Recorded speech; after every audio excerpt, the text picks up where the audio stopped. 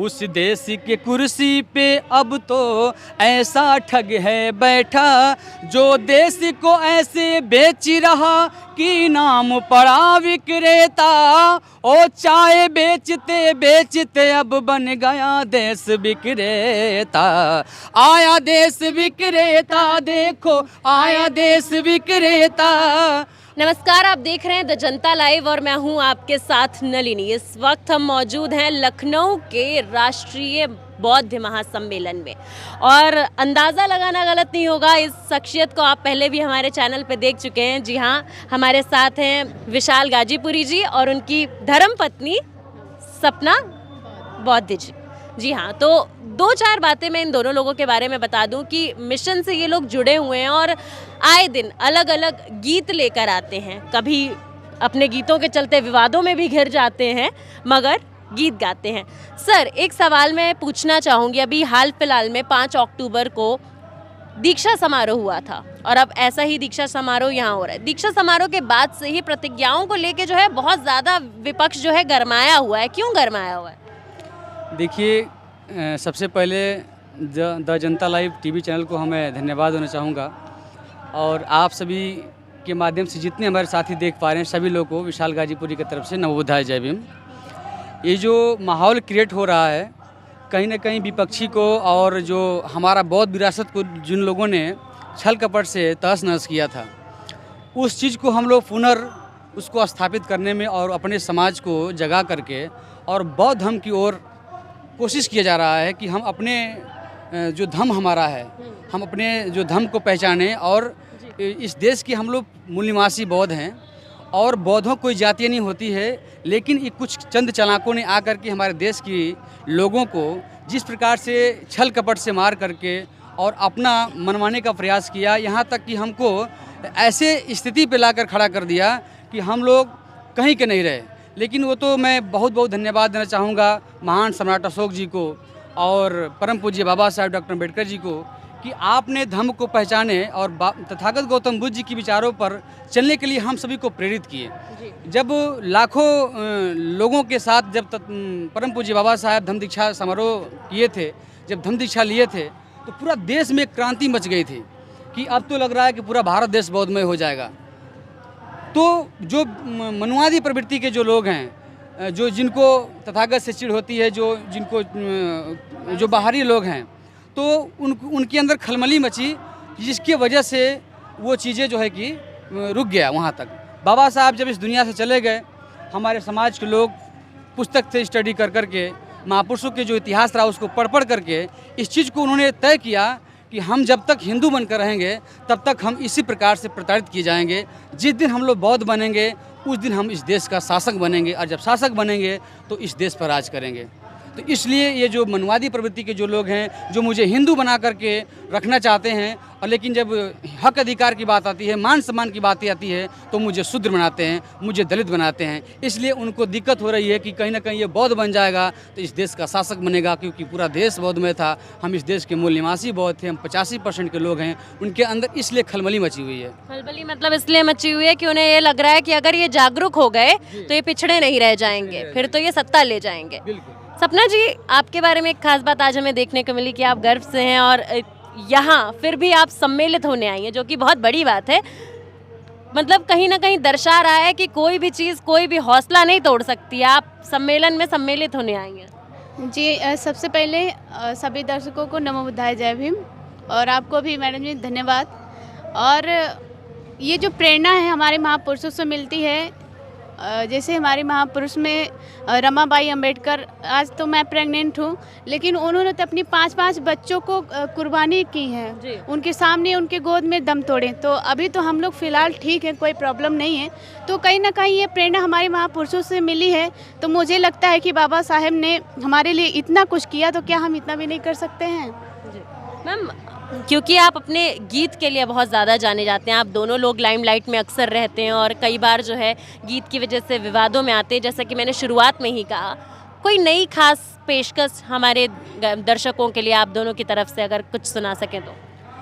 देखिए, एक बहुत शानदार गीत हम लोग का आने वाला है आप लोग के बीच में। बहुत जैसे आज की डेट में जो हमारे समाज में जो मानवता जो रुका हुआ है, उसी को हम लोग कोशिश कर रहे हैं कि जो मानवता हमारा ठहरा हुआ है, उस मानवता का जो पहिया कैसे आगे बढ़ेगा। जैसे धम्म दीक्षा समारोह हो रहा है, राष्ट्रीय बौद्ध महासम्मेलन हो रहा है, तो इसी तरह से गीत है।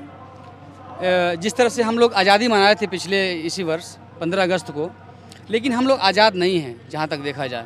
लेकिन आज़ादी कैसे मनाना, एक गीत के माध्यम से मैं संक्षिप्त में अपनी बात रखा हूँ इस गीत में। अब की बरस आज़ादी हो कुछ ऐसे चलो मनाए हो अब की बरस आज़ादी कुछ ऐसे चलो मनाए, कुछ ऐसे चलो मनाए। किसी भूखे को खिलाएं, किसी प्यासे को पिलाएं, किसी भूखे को पिलाएं, किसी प्यासे को पिलाएं। अब की बरस आज़ादी कुछ ऐसे चलो मनाए, कुछ ऐसे चलो मनाए। किसी भूखे को खिलाएं, किसी प्यासे को पिलाएं, किसी भूखे को खिलाएं, किसी प्यासे को पिलाएं। फुर्सत यहाँ किसे की औरों के लिए सोचे, करुणा नज़र से झांके, ना आंसू कोई पोछे, ना आंसू कोई पोछे। फुर्सत यहाँ किसे की औरों के लिए सोचे, करुणा नज़र से झांके, ना आंसू कोई पोछे, ना आंसू कोई पोछे।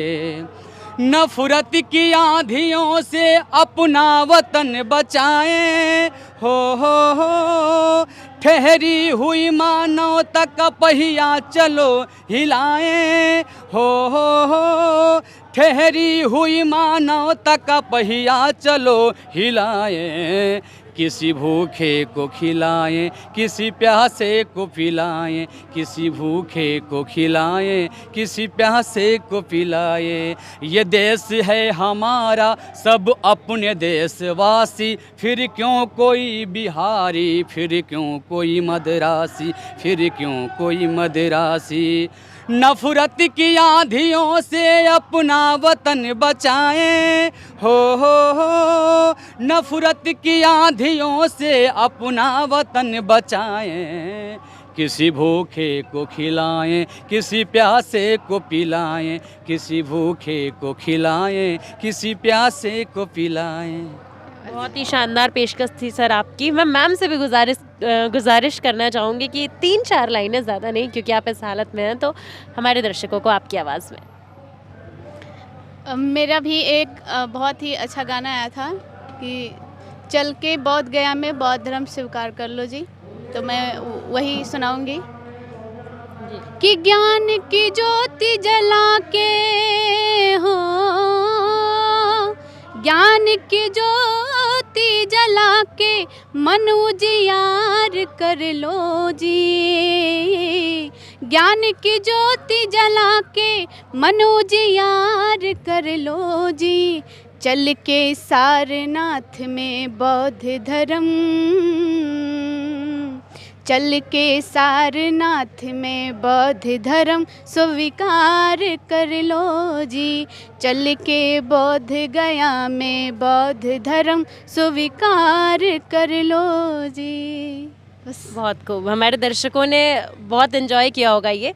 सर, आपने बोला कहीं ना कहीं आपके गीत से ना जो समाज की कुरीतियां हैं, जो ऊंच नीच है, वो साफ तौर पे जाहिर हो रहा था।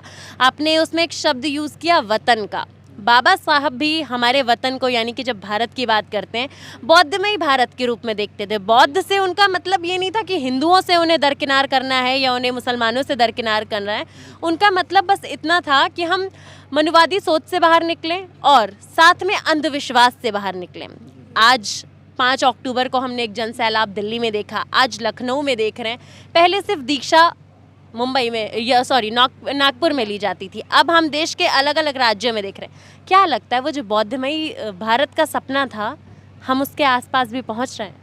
बिल्कुल पहुंचेंगे, क्योंकि संघर्षी जीवन है और जो व्यक्ति संघर्ष करने वाला होता है, जो व्यक्ति ईमानदार होता है, जिसकी नीयत सही होती है, उसको आगे बढ़ने से कोई रोक नहीं सकता है। हम लोग इस देश के मूल निवासी बौद्ध हैं और हम लोग कोई जातियाँ नहीं थी और हम लोग संघर्षशील थे, हम लोग श्रमण संस्कृति के समाज करने वाले हैं, हम लोग श्रम करने वाले हैं, हम लोग मेहनत करके खाने वाले हैं, हम लोग मेहनत करके इस देश में राज करने वाले हैं, हम लोग छल कपट किसी के साथ नहीं किया है। तो जहाँ तक सवाल ये है कि हम कैसे इस मतलब उसके करीब पहुँच पा रहे हैं, कहीं ना कहीं आप जो सम्मेलन हो रहा है, ये सम्मेलन से बाबा साहब का भी कहना था कि पूरे भारत को बौद्धमय करना और समता मूलक जाति विहीन समाज के निर्माण करना और इस देश का शासक बनना। तो कहीं ना कहीं हमारे लोग जब जागरूक होंगे, लोग जागरूक हो रहे हैं और अपने अपने स्तर से अपनी बात रख रहे हैं, लोग गीत के माध्यम से अपनी बात रख रहे हैं, कविता के माध्यम से रख रहे हैं, स्पीच के माध्यम से रख रहे हैं, और हमारे जो साथी मीडिया के लोग हैं अपनी मीडिया के माध्यम से अपनी बात लोगों तक पहुंचाने का काम कर रहे हैं। तो बहुत काम अब तो आसान हो गया। बाबा साहब के ज़माने में बहुत काफ़ी दिक्कतें हो रही थी, बहुत परेशानी थी, वो कितना उन्होंने संघर्ष किया है, उस चीज़ को हम लोग जब स्टडी करते हैं, पढ़ते हैं और लोगों के माध्यम से जब सुनते हैं मंचों पर, तो आँख में से आंसू छलक जाता है कि बाबा साहेब से लेकर के जो हमारे बौद्ध महापुरुष हैं और बहुजन महापुरुष हैं, उन लोगों ने जिस प्रकार संघर्ष करके जब हमको उतना बड़ा अधिकार दे दिया, तो उस अधिकार को बचाने के लिए, उस विरासत को बचाने के लिए हमारे पास तो बहुत लोग जागरूक हो चुके हैं और हम लोग बहुत ही जल्दी इस देश पर हम लोग राज करेंगे और इस देश का शासक बनेंगे। इस देश का मूल निवासी जो बौद्ध हम लोग है ये हैं और पूरे भारत एक बौद्धमय हो जाएगा, पूरा भारत बौद्धमय हो जाएगा। मैम, बाबा साहेब की बात की आपके पतिदेव ने। बाबा साहेब ने कहीं ना कहीं वो इंसान थे जिसने हर उस इंसान की आवाज़ को उठाया जो दबा पिछड़ा था, उसमें महिलाएं भी थी, है ना? बिल्कुल। कुछ कहिएगा उनके बारे में, महिलाओं के बारे में? बाबा साहेब के बारे में, महिलाओं के लिए उन्होंने जितना काम किया है। जी।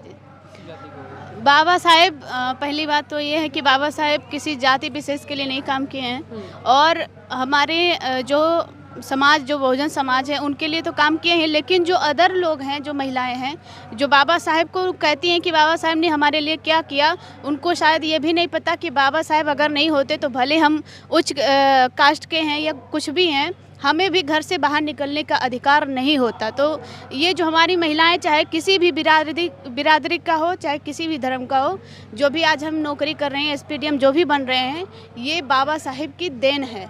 ये महिलाओं से मैं कहना चाह रहा हूँ कि ये बाबा साहेब की देन है। सर, एक अहम सवाल मेरे दिमाग में आता है, हमने हर तमाम टॉपिक पे बात कर ली कि दीक्षा समारोह है, हर चीज़ है, दीक्षा लेने से क्या फ़ायदा है? हमारे दर्शकों को ये बताइए, क्योंकि एक अहम सवाल इंसान के दिमाग में आता है कि आखिर क्या हो जाएगा अगर हम दीक्षा ले लेंगे तो। देखिए, दीक्षा लेने का मतलब ये है कि तथागत परम पूज्य बाबा साहेब जब दीक्षा समारोह जब दीक्षा लिए थे तो उन्होंने 22 प्रतिज्ञा लिए थे। 22 प्रतिज्ञा में उन्होंने साफ शब्दों में अपनी बात रखी है और अगर हमारे समाज के लोग इस बात को जानते हैं और जो लोग नहीं नया जुड़े होंगे, नया जानते होंगे, तो एक बार सर्च करेंगे कि 22 प्रतिज्ञा क्या होती है। 22 प्रतिज्ञा में बाबा साहब साफ अपनी बात रखे हैं। और दूसरी बात है कि जिन्होंने पंचशील और त्रिशरण, पंचशील के बारे में बताते हैं दीक्षा में लेने के बाद कि पंचशील में आपको चोरी नहीं करना है, झूठ नहीं बोलना है, हत्या नहीं करना है, व्यभिचार नहीं करना है और नहीं जो है कि दारू पीना है, मतलब ये नशा नहीं करना है। तो क्योंकि इससे क्या होगा कि बाबा साहब जो एक संविधान में उस चीज़ का तथागत जिस बात को बोले, लोग इसको एक्सेप्ट करेंगे तो एक अच्छा मार्ग पे जाएंगे। जब अच्छे मार्ग पे जाएंगे तो जब अच्छे मार्ग पे जाएंगे तो उनके साथ कोई परेशानी नहीं आ सकता है।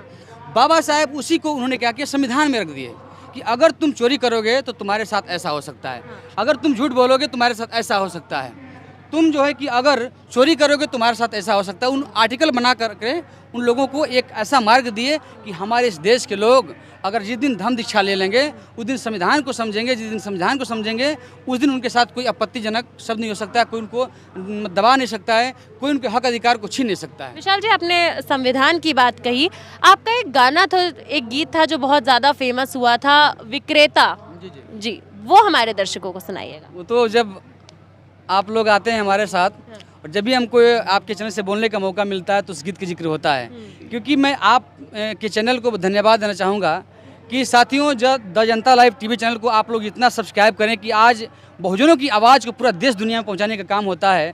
क्योंकि मैंने जब इस गाने को लॉन्च किया था तो मुझे लगा कि मेरे चैनल पर 10-5 लोग देखे थे, 10-5 लाख, लेकिन जब ये चैनल इस चैनल पे जब गाना पड़ा और जो हमारे बहुजन समाज के जो चैनल हैं उस पर जब गाना पड़ा तो पूरा देश दुनिया में ये गाना गूंजा है। उसके बाद पूरे देश के लोगों का समर्थन मिला, विरोध भी मिला, लेकिन पूरा हम इस चीज़ को महसूस किए आज तक कि समर्थन और विरोध दोनों साथ चलता है। पूरा देश का समर्थन मिला है, 2-4 लोगों का विरोध हुआ तो उससे कोई फर्क नहीं पड़ा, लेकिन फिर भी हम लोग उसी जो है कि मजबूती से काम कर रहे हैं। तो एक बार फिर सुना दीजिए वही गीत। तो बिल्कुल सुनाएंगे। हाँ आइए।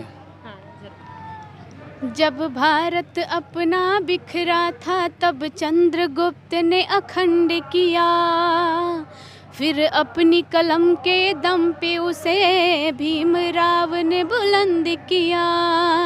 जब भारत अपना बिखरा था तब चंद्रगुप्त ने अखंड किया, फिर अपनी कलम के दम पे उसे भीमराव ने बुलंद किया।